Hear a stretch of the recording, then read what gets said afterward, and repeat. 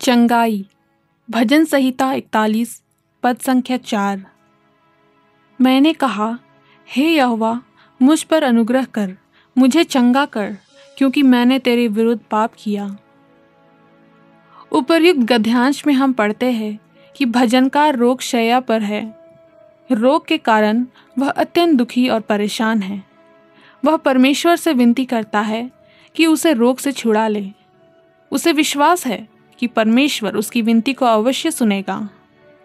चंगाई परमेश्वर की ओर से मिलती है। ऐसी कई गवाहियां हम देखते सुनते हैं। कई लोग यह भी कहते हैं कि कई जगह प्रार्थनाएं करवाने के बाद भी उन्हें चंगाई नहीं मिली। कुछ लोग एक बार की प्रार्थना करने में ही चंगे हो गए। दाऊद इस बात को स्वीकार करता है कि उसने परमेश्वर के विरुद्ध पाप किया है और इसी कारण वह रोग से पीड़ित है। अगर हमें बार बार प्रार्थना करने व परमेश्वर के दासों से प्रार्थना करवाने के बाद भी चंगाई नहीं मिलती, तो ज़रूरी है कि हम स्वयं को जांचें कि हम परमेश्वर के विरुद्ध कहीं पाप तो नहीं कर रहे हैं, कहीं हम उससे दगा तो नहीं कर रहे हैं, कहीं ऐसे गुप्त पाप तो हमारे जीवन में नहीं है जिन्हें हम जानते तो है पर उनका मोह छोड़ नहीं पा रहे हैं। यदि ऐसा है तो हमें दाऊद की तरह परमेश्वर के सम्मुख उन्हें स्वीकार करने और सदैव के लिए उन्हें छोड़ देने की बात दृढ़ता से कहनी चाहिए। यदि हम ऐसा करेंगे तो निश्चय ही हमें चंगाई प्राप्त होगी। मेरे एक संबंधी की किशोर अवस्था में गलत संगत की वजह से ऐसी आदतें पड़ गई जो परिवार की प्रतिष्ठा के प्रतिकूल थी। उसके पिता के बहुत समझाने के बाद भी वह पटरी पर नहीं आया। पिता बहुत धार्मिक थे।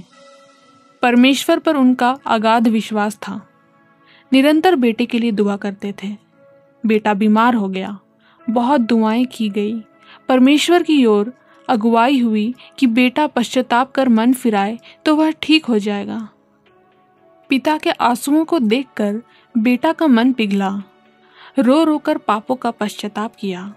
आज वह परमेश्वर का परम भक्त है, सुख व आनंद से है। यह नहीं कि वह बीमार नहीं होता, पर दुआ करता है तो चंगाई पाता है और बहुत से लोग उसकी दुआ से चंगे होते हैं। मन बीमार तो तन भी बीमार, पाप बन जाते चंगाई में दीवार। जो जांच लेता अपने मन को, रोग मुक्त हो वो पाता उधार। आइए प्रार्थना करें। हे प्रभु, हमें अपने मन को जांचने की सामर्थ्य प्रदान कर। आमीन।